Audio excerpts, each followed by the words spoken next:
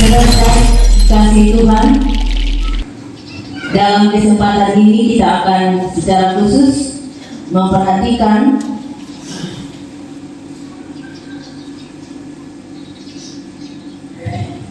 ayat yang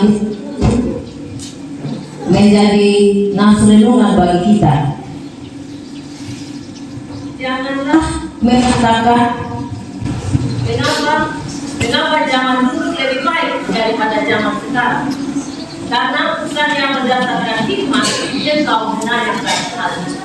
Saya katakan sekali lagi, janganlah mengatakan mengapa zaman dulu lebih baik daripada zaman sekarang. Karena bukan yang berdasarkan hikmat, engkau menanyakan hal itu. Kita akan merenungkan dengan Tuhan ini di bawah tema gereja dan generasi alfa. Gereja dan generasi alfa.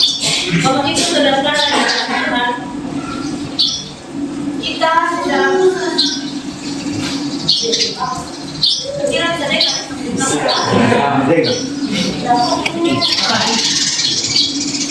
jangan biarkan teknologi mereka begitu dan juga kita bersemangat karena baru hari ini lagi kita bersama daripada ini dalam rangka perayaan bulan puasa dan sekaligus buka pelayan Tuhan. Bapak Ibu saudara yang dilakukan dari tema ini mau mengingatkan kita bahwa generasi gereja, orang-orang muda kita saat ini adalah generasi yang luar biasa. Generasi yang luar biasa. Sehingga menjadi tantangan bagi kita orang tua, orang-orang dewasa atau masa-masa istilahnya zaman now dengan zaman old, ya toh?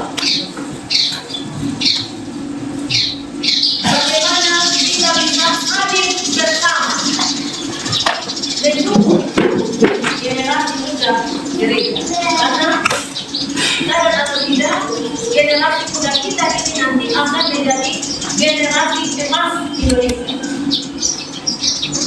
Bagaimana kita sebagai gereja juga terlibat bersama sehingga anak-anak kita juga bisa berkompetisi, mendapat peluang, makin mengembangkan segala kemampuan kehebatan yang sebenarnya kita tidak sadar bahwa itu dimiliki oleh anak-anak mudanya jemaat Mantara, anak-anak mudanya jemaat Bayang, anak-anak mudanya jemaat Kawajau, anak-anak muda yang ada di kelas Bayang.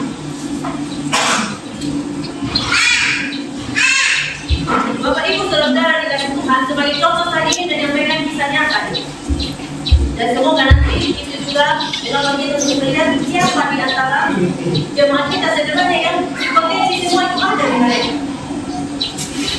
Yaitu ada seorang paman yang sedikit terganggu ketika ada yang mengatakan generasi emas nanti memang Indonesia merayakan generasi emas. Tapi jangan lupa bahwa nanti akan tinggi angka pengangguran katanya. Tapi si paman ini dia berusaha mencari tahu, dia bilang betul tidak. Kalau orang-orang muda Indonesia nanti itu akan menjadi beban, akan menjadi pengangguran. Siapa yang masih orang-orang muda di angkat kaki? orang-orang muda angkat tangan kiri dan ya. Ya. Terima kasih. Pak Richard, mau pendeta minta pendapat. Setuju tidak? Ketika ada orang dewasa yang mengatakan generasi muda itu akan jadi beban. Tidak setuju. Yang lain setuju tidak? Orang muda. Yang lain, Pak Richard tidak setuju. Tidak ya? Tidak setuju. Nah, ini yang kita lihat. Paman ini dia mulai memperhatikan keponakan-keponakan. Kemudian dia menemukan ternyata di keponakan-keponakannya itu ada yang jadi ASN, ada yang jadi karyawan, bahkan menurut dia dia sebut inisial. Ada satu yang inisialnya D, dia masih kuliah di Universitas Gunadarma. Dia di semester akhir. Tapi yang menarik, setelah diamati, omset miliaran dengan berbagai usaha dan investasi dia lakukan. Padahal dia belum bekerja, tapi dia sudah punya penghasilan. Akhirnya dia panggil keponakannya itu dan dia pastikan apakah betul dia sampai dia dapat uang sebanyak itu dengan cara yang tidak halal. Dan sampai dia cuci orang lain kok apa begitu toh. Dan sekarang juga ada juga yang begitu. Setelah dia usut, rupanya dia mengikuti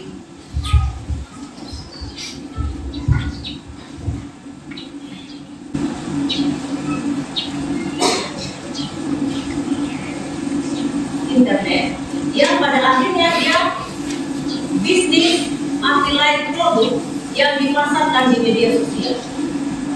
Rupanya dengan kemampuannya untuk mengoperasikan laptopnya atau komputernya mengakses internet, dia bisa memasarkan produk-produk jualan yang sebenarnya tidak hasilkan, tapi dari produk-produk orang masyarakat yang dia promosikan ke internet dan jangkauannya sampai ke Indonesia. Jadi masyarakat yang punya pengembangan usaha ditolong dan jual jualannya, dia juga mendapatkan, tapi kuliahnya tetap jalan. Kemudian ada lagi satu keponakan yang nama S, masih di bawah usianya D. Kalau yang D tadi kan dia sudah di semester akhir kuliah. Sedangkan yang D ini yang masih dulu di bawah SMP. Ternyata hobi yang sama menghasilkan uang sekitar 4 juta per bulan. 4 juta per bulan. Itu sama dengan lebih dari gaji tenaga honorer. Kalau tenaga honorer bagaimana Bapak Sabang? Itu 2 juta. Iya, 2 juta. PNS yang awalnya kalau dia kan 3 juta. Dia ini baru SMP. Berbulan dia sudah menghasilkan 5 juta, menghasilkan uang 5 juta per bulan karena penjualan produk model sepatu brand yang dia pasarkan. Jadi ada satu sepatu brand yang bernama begitu, dia kerjasama langsung dengan produk itu yang orang pertama. Kemudian dia kerjasama dengan Shopee. Jadi dia masukkan dia punya penjualan di Shopee. Jadi setiap orang yang punya aplikasi Shopee, hampir semua toh bisa jangan sampai juga benar-benar jadi yang jualannya dia. Padahal dia anak SMP. Dan apakah semua orang yang berantakan? Tidak. Bahkan dia punya karyawan yang punya antar-antar. Ada juga yang kerja sama nanti dari produksi pertama yang langsung di halaman. Jadi tidak terlalu tidak. Jadi dia tidak terlalu butuh banyak orang dan juga tidak terlalu butuh banyak waktu. Yang dia butuhnya di batas akhir. Padahal kata ibunya dia lebih banyak di kamar. Jam di sekolah dia pulang sekolah dia habis makan dia di kamar. Belum lagi kalau lab ada yang lewat Zoom. Karena orang tua pikir kita pasang ada di kamar terus. Nah disitulah kita akan berperan supaya seimbang antara waktu dia dengan dunia maya dengan dunia nyata bisa seimbang. Bagaimana kita berperan sehingga dia tidak saja kenal banyak orang, dia bisa menghasilkan banyak uang, tapi dia tidak tahu dia punya tetangga si B di sebelah rumahnya yang kawan main yang waktu kecil itu sudah sekarang dia tidak kuliah karena tidak kuliah. Bagian kita banyak yang bisa kita lakukan untuk mempertemukan mereka,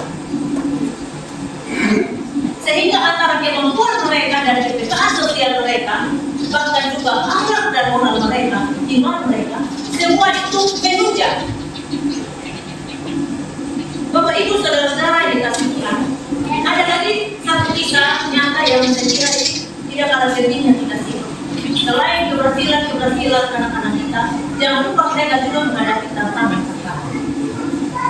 Yang membutuhkan kesadaran kita saat ini bahwa kita tidak hanya bisa mengatakan kenapa. Ada satu anak perempuan, dia baru SMP, tapi akhirnya dinyatakan hamil di luar. Anak ini pun tidak sadar bahwa dia sedang apa lagi orang tua dan keluarga. Biasanya kalau ada yang hamil di luar nikah, ibu kita berkemana? Mana?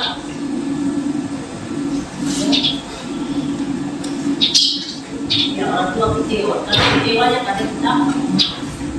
Tapi coba kita lihat posisi dia tidak tahu akibat bergaul dengan ayah orang yang tidak kenal, karena dia hanya berpikir yang baik, orang ajak ketemu. Bayangkan kalau kita menerima dia dengan marah, sedangkan dia sendiri adalah korban. Bisa-bisa terjadi apa? Kasus-kasus yang terjadi saat ini, banyak anak bayi yang ditemukan di ada yang bom, ada yang semak-semak, ada yang disimpan di stasiun. Itu sama dengan bayi. Apakah bayi orang dewasa yang sudah bekerja dan menikah? Saya kira tidak mungkin. Itu bapak mama. Kira tidak mungkin. Adalah bayi-bayi dari orang tua yang berusia menjadi orang tua, yang dia juga sedang kaget kenapa dia jadi orang tua. Lalu siapa yang menolong mereka? Dan bisa nyata ini terjadi di rumah. Hebatnya orang tua dengan bijak melayani, memanggil keluarga. Dia sudah terbeban, tidak yang kasih beban. Sekarang yang kita lakukan adalah bagaimana menolong dia. Anak ini tidak dipersalahkan, hanya dikatakan ini sudah terjadi. Kesalahan kita bisa, tapi kita bisa berbaik. Dan kita cerita, anak itu mengurus bayi yang sambil di sekolah. Mereka bertemu dengan guru. Dan sekarang pemerintah mendukung bagaimana anak-anak itu tetap sekolah.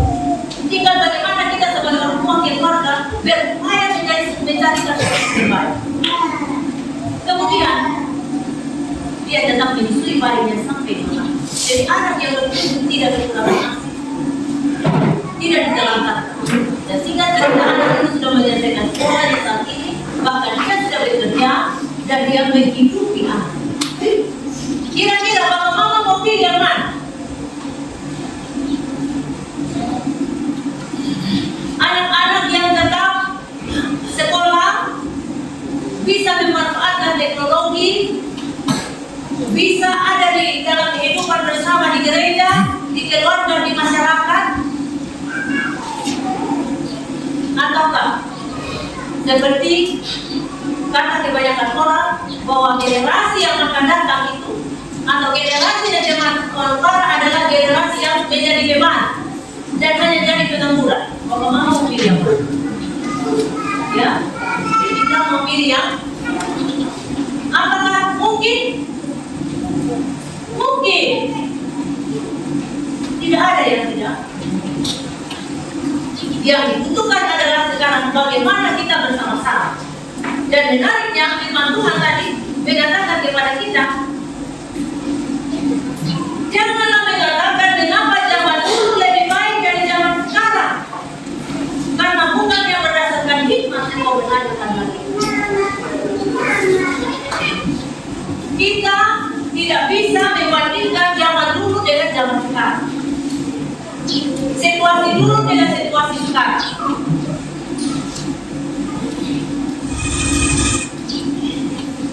Itu yang dikatakan oleh pengkhotbah. Kira-kira apa maksudnya? Apa yang pengkhotbah inginkan dari pernyataannya ketika dia mengatakan ingat dan bandingkan? Apalagi kalau kau katakan itu bukan karena berdasarkan hikmat, tapi hanya karena kau marah, hanya karena kau emosi, hanya karena kau takut ada bikin salah dan kau bilang memang oke, jadi kalau kita dulu, apakah dia mengatakan kalau kita dulu dia langsung yang berubah hari itu dan menjadi anak yang manis. Bapak Ibu saudara-saudara dikasih Tuhan, situasi seperti ini juga dialami pada masa zaman Benhokwa dalam bacaan kita. Pada waktu itu, ketika Alexander Agung berkuasa di Israel, dia melakukan gerakan helenisasi atau membuat orang Israel itu menjadi orang Yunani, karena itu adalah wilayah jajahan. Maka bahasa Yunani menjadi bahasa resmi Israel, mulai dari sekolah, di teater, di olahraga, sehingga orang-orang Israel mulai mengenal karya seni, karya sastra, dan selanjutnya orang Israel, khususnya anak-anak muda, ternyata walaupun mereka dalam masa penjajahan, mereka merespon itu dengan positif. Malah mereka senang di situ dikatakan. Karena apa? Ada situasi yang baru yang mereka temukan, yang berbeda dari situasi generasi orang tua. Karena apa? Ada sekolah, ada teater, ada gimnastik, ada olahraga. Makanya di Yunani itu kan ada olimpiade pertama. Jadi mereka diperkenalkan itu.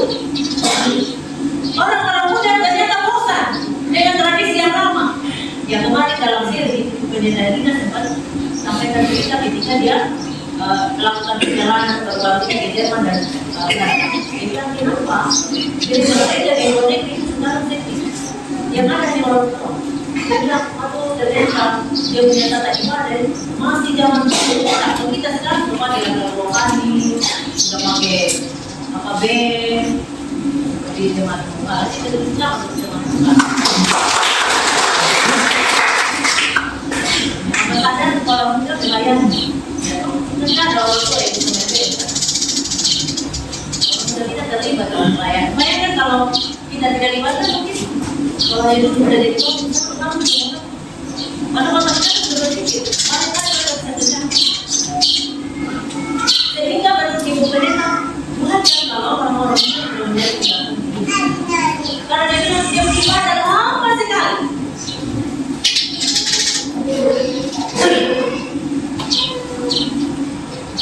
Demikian juga dalam situasi berkhotbah pada waktu orang-orang muda menyambut perubahan itu dengan sukacita, dengan kebersamaan sekarang. Ketika ada internet, ketika ada berbagai kemajuan yang ada, respon orang muda itu luar biasa. Dan kita tidak bisa melihat. Tetapi sebenarnya yang bisa kita lakukan adalah banyak peluang-peluang baik yang akan memajukan gereja, memajukan masyarakat, memajukan bangsa dan negara ketika semua generasi berkolaborasi, ketika bersama-sama. Sederhananya seperti kalau merasa ibadah itu, kita berdua ibadah orang, kita berdua masuk, sampai di kita. Demikian juga dalam kehidupan. Kalau dalam bangsa Israel terjadi krisis budaya, krisis ketegangan, oleh karena dua generasi yang berbeda ini saling bertolak belakang. Karena itu, bertolak belakang. Bagaimana antara orang tua dengan orang muda membutuhkan bijaksana menyikapi situasi. Jadi kita tidak lagi tinggal pada sikap bahwa zaman dulu lebih baik dari zaman sekarang. Karena bukan yang berdasarkan hikmat kalau kita menanyakan hal itu. Karena Tuhan ada di setiap generasi.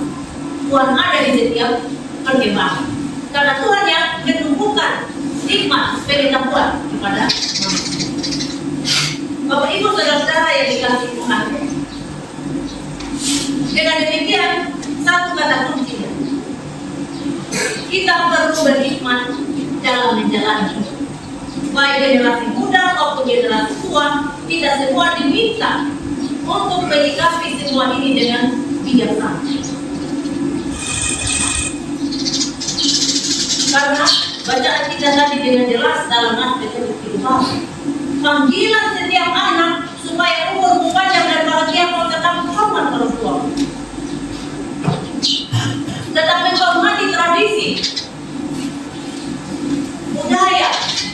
dan terutama diri moral. Karena hanya dengan itu yang akan menuntun kita pada jalan-jalan yang membuat kita pada akhirnya. Kalau kita coba menyimak kembali adegan tadi, bisa jadi ada celah kelemahan, bisa kelemahan orang. Kalau saja sebagai anak dia mendengar, kalau saja sebagai orang tua selalu ada waktu, ada ruang belajar bersama, ada ruang di mana saling sharing dan terbuka. Jadi ketika dia menghadapi persoalan dan dia bilang, saya memang mungkin ini. Atau kata bersama sebagai orang tua, kita menghasilkan waktu kita dengan yang penting dari doa merendah diri kita dan doa mama kita. Yang penting saya cari uang, yang penting saya berikan hari ini anak-anak kita bisa makan, yang penting saya bisa menyiapkan pada kita. Kalau di sekolah kita anak-anak pada laptop, di kampus kita anak-anak pada laptop, yang penting kita bisa uang dari kita. Yang penting kita sudah bayarkan uang kuliahnya, yang penting saya sudah jamin makan minumnya. Kalau kita masih sebatas kita akan kehilangan kita. Kita harus terus jalan bersama dengan mereka bahwa hikmat Allah harus menjadi landasan supaya hidup ini tidak sia-sia, menjadi fungsi kontrol dalam keseharian. Karena bacaan kita di ayat 11 itu mengatakan hikmat adalah sama baiknya dengan warisan dan merupakan suatu keuntungan bagi orang-orang yang melihat matahari. Sepanjang masih ada kehidupan bersama siapapun kita membutuhkan. Kemudian pada ayat 11, karena perlindungan hikmat adalah seperti perlindungan buah, dan bersyukurlah yang mengetahui bahwa hikmat pemeliharaan hidup ini. Apapun yang kita alami saat ini sebenarnya mau mengatakan kepada kita bagaimana kita tetap mengandalkan takut akan Tuhan adalah berdoa. Sebagai orang-orang tua, kita tetap hidup takut. Ada waktu doa bersama, sembahyang bersama, sehingga kita bisa mengimbangi segala kemajuan teknologi yang sedang dihadapi anak-anak. Kita harus punya waktu doa bersama untuk sharing dan mendengarkan apa yang menjadi pergumulan anak-anak kita hari ini. Sedangkan mungkin ada doa bersama, ibadah bersama, maka doa bersama ini jemaah. Sehingga kita bisa menanyakan bagaimana kami sekolah, apa yang kami hadapi. Tidak bisa lagi kalau kita mengatakan begitu sudah doa, lalu kita pasrah sebagai orang. Karena Bapak Ibu Saudara yang dikasih Tuhan, kondisi terkini WA saat ini berdasarkan informasi dari Bapak Kapolres, meningkatnya angka kematian karena kecelakaan lalu lintas. Banyak orang-orang muda yang meninggal karena kecelakaan akibat mereka minum. Jadi kalau kecelakaan harusnya ada pastikan dari 10 anak-anak sudah ada di sini. Itu menjadi tanggung jawab kita, karena dia berkomitmen bilang kita tidak bisa sebagai polisi mengharapkan semua masalah yang ada di dalam polisi. Karena kepolisian hanya bisa kalau ada hukum. Betul lagi yang misalnya angka kejahatan, angka perjudian seperti ini, bahkan angka bunuh diri. Ini menjadi keberanian kita bersama. Tidak bisa lagi kita sebagai orang tua dengan kondisi ekonomi yang terjadi saat ini kita mengatakan tanggung jawab kita adalah mengupayakan bagaimana mereka bisa makan hari. Itu betul. Tetapi jangan lupa ketika kita bersama anak-anak melibatkan mereka, ternyata anak-anak itu bisa menghasilkan uang. Dia bisa menolong kita untuk menyeimbangkan apa yang sedang kita upayakan. Contoh kalau bapak mama yang suka punya terapi, dia lakukan anak kita. Mereka harus bawa kita, mereka bisa bantu, atau mereka bisa memberikan masukan-masukan bagi bapak mama yang punya usaha jualan. Yang kadang kita berpikir orang hanya main materi. Demikian juga gereja, peluang-peluang yang harus diambil oleh gereja dalam melibatkan generasi-generasi. Saya ingat yang lalu waktu masa COVID, itu jemaat Nusantara yang pertama itu melakukan ibadah di live streaming dan melibatkan kami pelayan. Sampai saya ingat itu kita pernah melakukan tinggi bagaimana kita pada kita tahu karena ada dari teman-teman yang bisa melakukan itu. Sedangkan kita pelayanan di bingung itu. Oh bisa memerintah. Pasti banyak potensi-potensi yang ada di jemaat. Yaitu adalah anak-anak kita yang ada di rumah kita dengan keluarga kita. Bagaimana kita bersama-sama dan yang terutama adalah hikmat Allah menjadi pedoman penuntun di dalam kita menjalani kehidupan. Sehingga walaupun begitu banyak tantangan yang mungkin saja menjerumuskan mereka tidak lagi mudah dan betul. Mereka sudah punya prinsip karena itu betul tadi ketika saat anak kita mengatakan tidak setuju. Kalau generasi yang akan datang generasi tanpa generasi yang menjadi tetapi bagaimana ketika ini menyadari bahwa hikmat Allah harus menjadi landasan supaya baik hidup orang dewasa, orang muda maupun anak-anak menjadi hidup yang tidak sia-sia. Bagaimana firman Allah tetap menjadi fungsi kontrol dalam syariat, supaya kita memahami dan mempersiapkan bersama, ruang tunggu bersama, pelayanan bersama, baik di gereja, di masyarakat, maupun dalam kehidupan bangsa dan negara.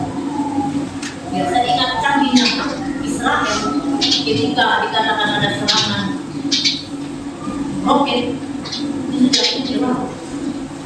Itu kenapa? Karena teknologi, karena tentara untuk melindungi dan komunikasi yang luas yang mereka pakai. Bahkan mereka sudah memegang di berbagai aspek ekonomi, aspek pemerintahan, pertanian, demokrasi. Seperti itulah yang generasi kita ambil di generasi kita tidak bisa tinggal diam. Pastikan ketika anak harus les, mereka les. Tetapi jangan lupa waktunya di sekolah anak-anak. Orang tua harus memastikan mereka datang dengan sukacita bukan dengan terpaksa. Kalau perhatian mereka tidak mau, kita berikan mereka darah, berikan pemahaman bahwa ini penting mereka. Tidak bisa kita menyerah begitu saja. Pastikan jamnya kalau saatnya mereka tidur, saatnya mereka menggunakan handphone.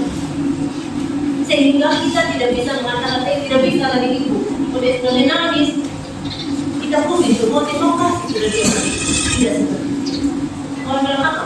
Saya mau mengatakan itu karena tambah. Sekali lagi Tuhan meminta kita sebagai orang tua, sebagai generasi tua, kita harus berhikmat menyikapi anak-anak. Kita minta Tuhan untuk menolong kita dan kita perlu belajar bersama sehingga pada akhirnya kita akan melahirkan generasi-generasi yang berhikmat yang mampu memberikan kontribusi baik kepada keluarga, masyarakat, gereja, bangsa dan negara. Tuhan